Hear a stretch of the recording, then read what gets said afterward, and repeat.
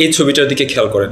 এটা হচ্ছে আমাদের ফিলিস্তিনের আমাদের ছোট ছোট বাচ্চাদের দৈনন্দিন চিত্র। এরকম চিত্র সেখানকার মা বাবারা প্রতিনিয়ত দেখছেন।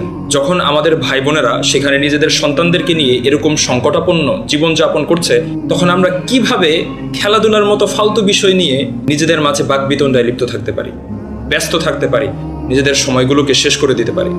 আজকে যদি আল্লাহ রাব্বুল আলামিন না করুন, আপনার ভাতিজার সাথে, আপনার ভাগিনার সাথে অথবা আপনার সন্তানের সাথে এমন ঘটনা ঘটতো যে তার আশেপাশে কোথাও বোম পড়েছে, বোম পড়ার কারণে তার একটা হাত উড়ে গিয়েছে, তার একটা পা উড়ে গিয়েছে, অথবা সে মাথায় খুব ভয়াবহভাবে আঘাত পেয়েছে, অথবা আপনার সন্তান মারা গিয়েছে, এরকম ঘটনা যদি আপনার সাথে ঘটতো, অথবা আপনার ভাতিজা ভাতিজি ভাগিনা ভাগ্নি তাদের সাথে যদি ঘটতো, আপনি কি কখনো এরকম বিষয় নিয়ে ব্যস্ত থাকতে পারতেন?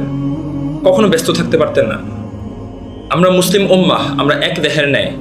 কোনো একটা জায়গাতে যদি কোনো ক্ষতি হয়, দেহের কোনো একটা অংশে যখন কোনো একটা ব্যথা অনুভূত হয়, তখন পুরো শরীরটা অন্যরকম একটা জ্বালা অনুভব করতে থাকে। আজকে যখন ফিলিস্তিনের ভাই বোনেরা ভয়ঙ্কর সময় পার করছে, তখন আমরা কিভাবে এরকম আনন্দে আমাদের দিনগুলোকে শেষ করে দিতে পারি? আমাদের কি এখনো সময় হয় নাই জাগার? আমাদের কি এখনো সময় হয় নাই দিনের দিকে ফিরে আসার? যেখানে আমাদের উচিত ছিল এই ফিলিস্তিনকে সামনে রেখে আমাদের ভিতরের ঈমানকে আরেকটু শানিত করে নেওয়া, আমাদের ইসলামের প্রতি আরও অনেক বেশি আগ্রহী হওয়া, যাতে করে আমরা আমাদের এমন সংকটাপন্ন সময় থেকে নিজেদেরকে বের করে নিয়ে আসতে পারি। সেখানে আমরা যারা আমাদের সঙ্গে এমন আচরণ করছে তাদের খেলাধুলার মধ্যে আমরা আরও বেশি ডুবে যাচ্ছি। এটা হচ্ছে মনস্তাত্ত্বিক দাসত্বের একটা ফল।